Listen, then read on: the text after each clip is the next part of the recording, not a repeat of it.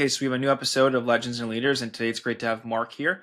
Mark, you're the CEO of Robbins Brothers Fine Jewelers, which is a company that has been pretty transformative in the jewelry world. You've got a whole gifting business as part of this. You've got, a lot of incredible pieces that have been developed that I think are really exciting in this category. But you were able to really steer the business in an incredible direction with your finance background and getting involved without being in the jewelry industry beforehand to becoming somebody that would be transformational in this category. So I'm excited to have you here and to get into your story. Yeah, so I'm looking forward to chatting with you today, Ben. Awesome. So just kind of like talking about your origins, when did you get interested in business in general? Why was finance the right path to kind of begin? Well, it's a long story because I've been around for a long time. Born and raised in Philadelphia. And growing up, I kind of had the expectation that I would someday become a doctor. Don't know where it came from, but that was what the thought was in my head. Couple bouts with organic chemistry and biology made me realize that that was not going to be the path for me. And I had always been good with numbers. So I ended up continuing my education and getting a degree in accounting. And that was really the start of the financial world. Interesting.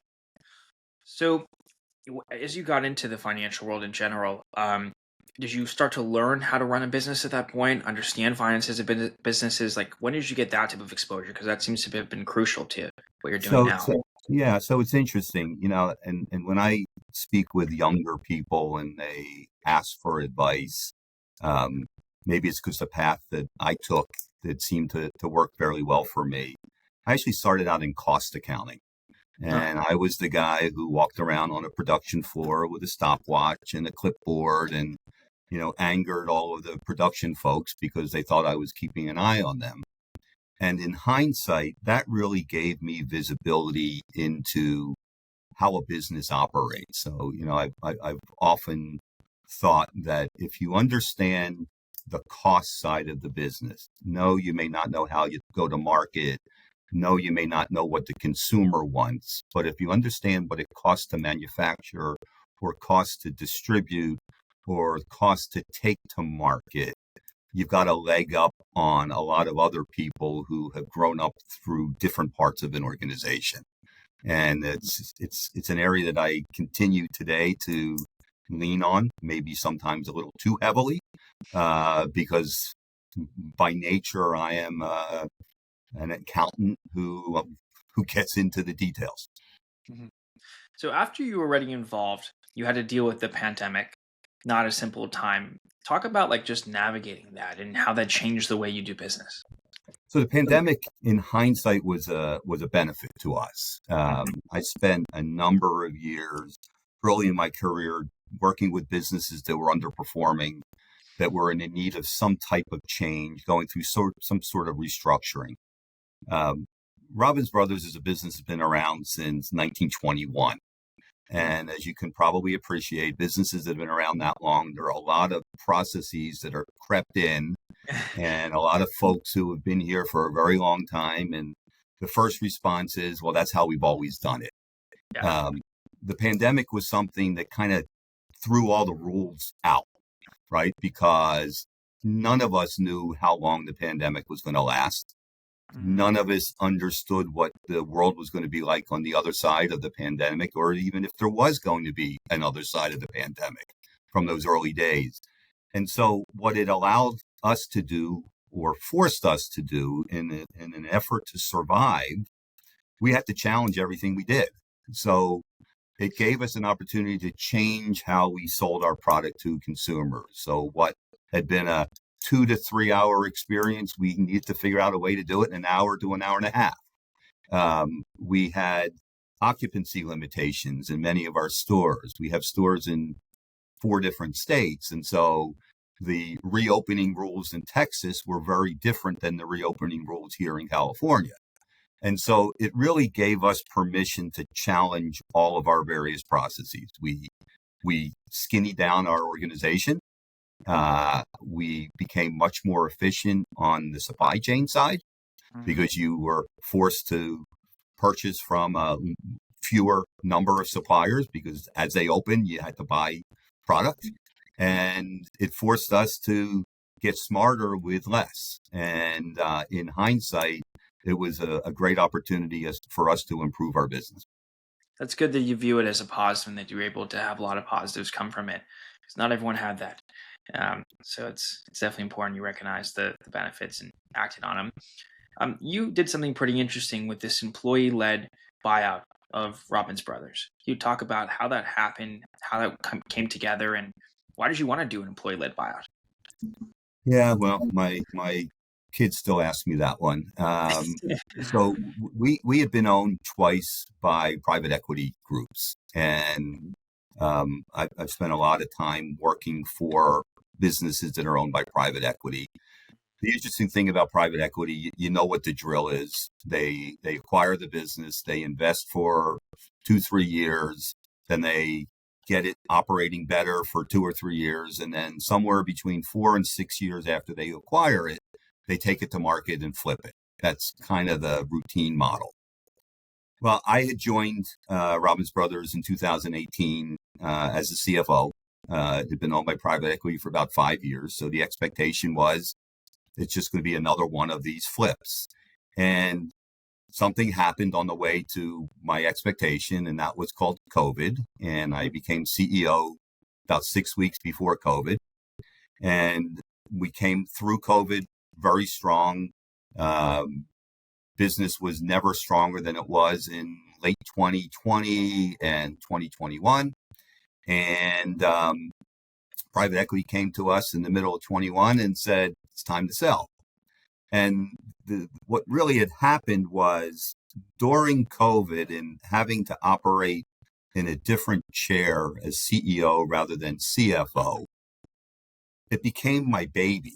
As a finance person, it's by the numbers, it's by the spreadsheet. You spend time playing on Excel most of the time, and it's you don't really take a pride in ownership of the business. But during COVID, in being responsible for our 200 employees and their extended families, I really became very protective of it, if you will.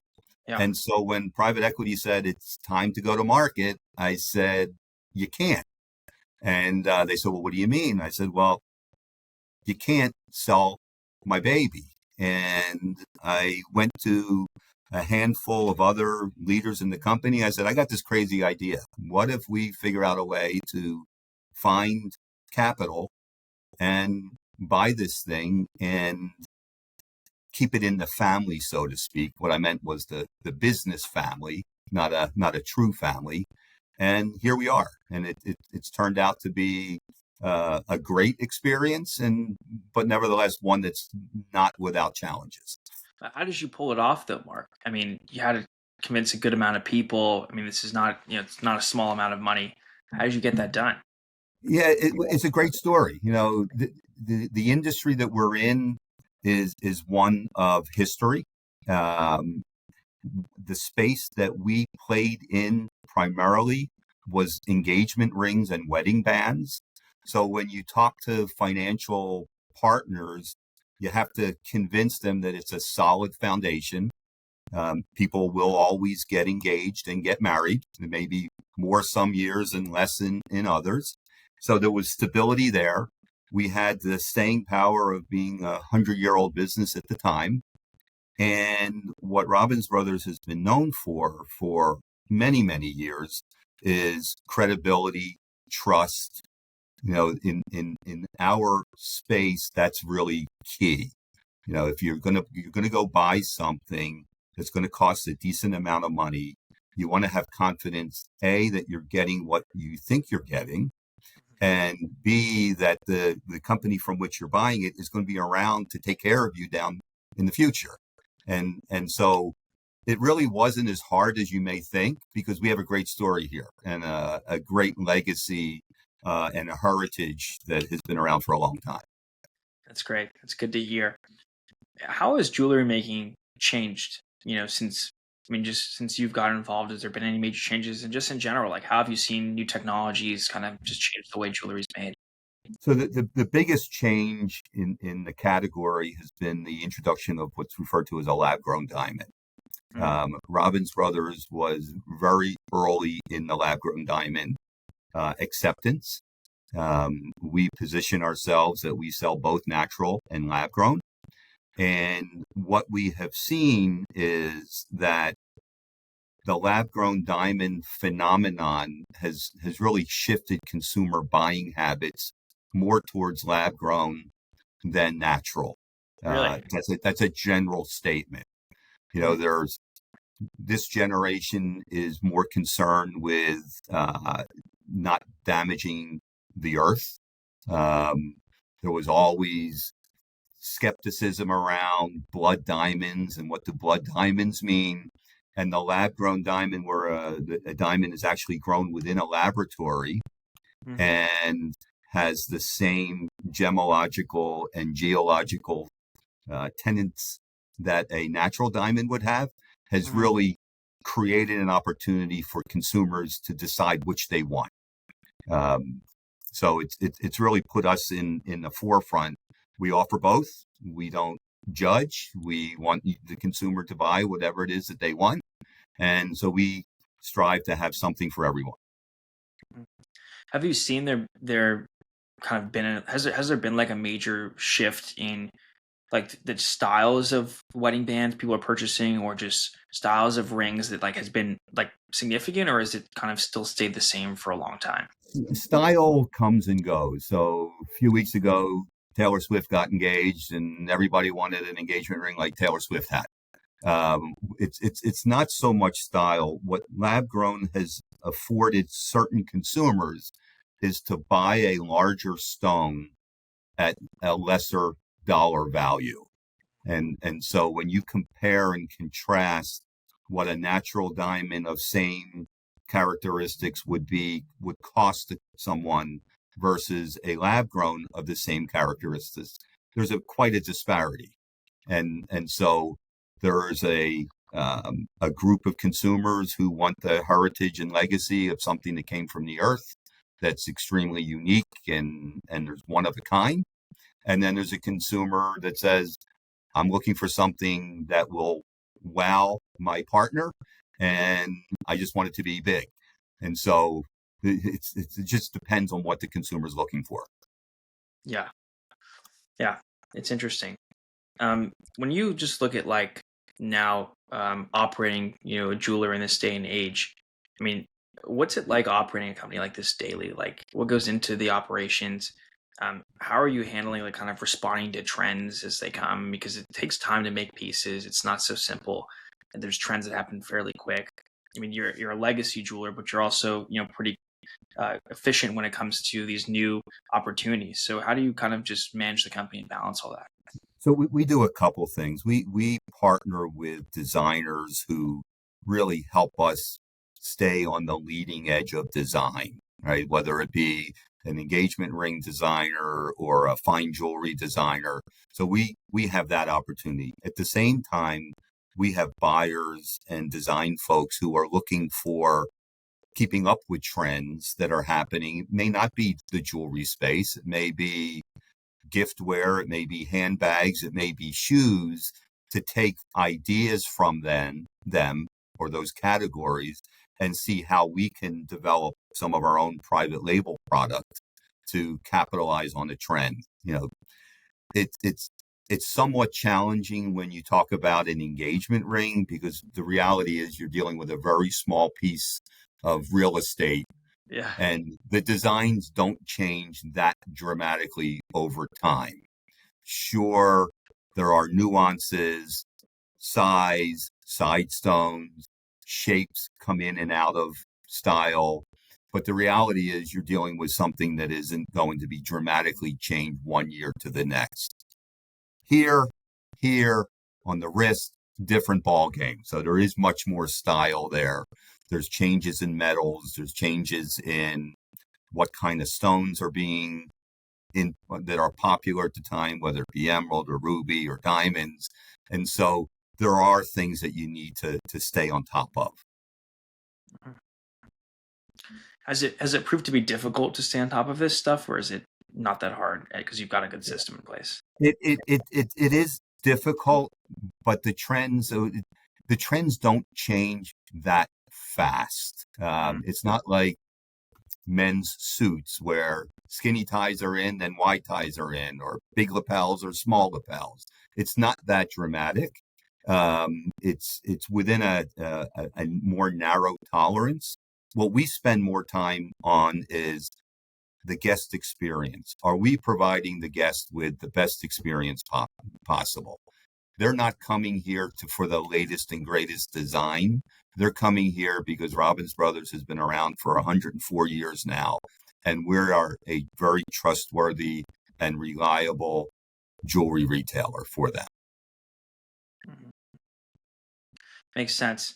When you think about just like the new product development, and kind of this like the trajectory you can go on with that, do you have like specific new avenues you're exploring of jewelry in general? Because there's kind of the core categories, right? You've got the rings, you've got earrings, you have watches. Are there new categories that you're seeing even emerge now, and or the ones you want to create? It's not so much new categories for us or new categories to go into. It's expanding the categories that we're already in. So we spent long time developing the experience of being an engagement ring store. And we didn't do as great a job in selling the anniversary band or the push present or the trade up in 10-year kind of jewelry. So over the last 3 or 4 years, we've made a very concerted effort to expand the offerings that support the bridal category. And wedding bands and engagement rings are known as the bridal category in jewelry. So you can come into our stores now and buy a watch. You can buy men's jewelry. You can buy necklaces, earrings, bracelets, many of which are things that until the last few years, we really didn't carry. We were focused on that engagement customer. We'd love to sell a couple wedding bands. And then after that, we didn't have a lot to sell. Now we have much more for that guest to come back and really develop a long-term relationship with them and become their jeweler of choice going forward. What's the employee sentiment now that they're part owners of the company? What's it like with retention and just? I mean, I'm sure it's an incredible atmosphere that the employees own a good piece of the company. Yeah, it's pretty cool, and so that in conjunction with we literally just opened a brand new store on Friday of last week here in Mhm. Pasadena, California, and we moved a chunk of our administrative offices here. This is actually more team building and a more team building event than employee ownership because people are seeing the hard work and the cross functional collaboration come to fruition. We're in an incredibly beautiful location right on Colorado Boulevard, which is where the Rose Bowl parade will go down the street in front of our store. It's a building that was built in 1929. Mm. The retail store has 35-foot high ceilings. It was a former bank with these majestic columns.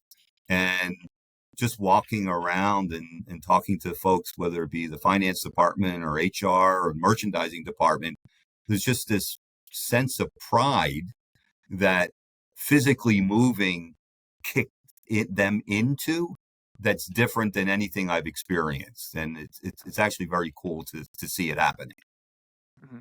How do you think about your store design and making it capture what the brand's all about, but also being relevant and modern? What goes into your development of that? Well, so the folks who put together this store were very clear on what they were attempting to accomplish. We are a traditional jeweler in a modern world. So Yeah.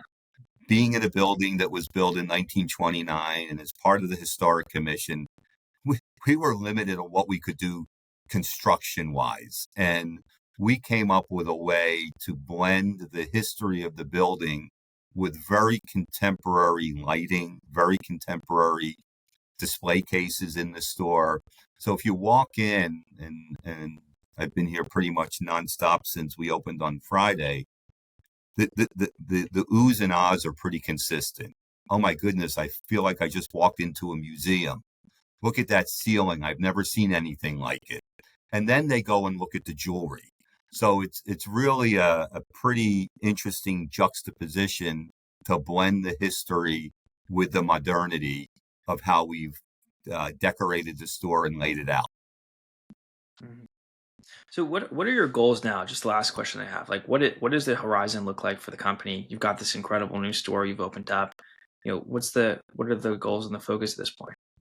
So we have 14 stores now. We're in 4 states, definitely more concentrated here in California. We have 8 stores in California. We want to grow our store unit. Now, we're not going to go from 14 to 50, but over the next several years, we would love to open up new stores, either in adjacent markets to what we're in or markets that make sense for the categories that we play in. The legacy of the brand is really strong. We think this new location is making a different type of statement for Robbins Brothers that we're very excited about. And now we want to capitalize on it. But, growth in units isn't the only driver. We want to sell more jewelry to existing customers through the stores that we have. And we just want to continue sharing the legacy of Robbins Brothers. And I don't want to say the next 100 years, but that's kind of what we're trying to set up here. Yeah. Well, Mark, thanks for taking the time and doing this. I think it's amazing how you've kept this legacy going for them. I mean, it's an incredible legacy in the world of jewelry, and now it's modernized. Now it's competing in a world that's become even more competitive and standing out in its own way, and especially through the way that you're incorporating the old, like you mentioned with that building, but also modernizing it as a brand. I think that's the right combination. So I'm excited to see what's next and how the new store will do. And I look forward to seeing your continued success. Thanks for coming on and doing this.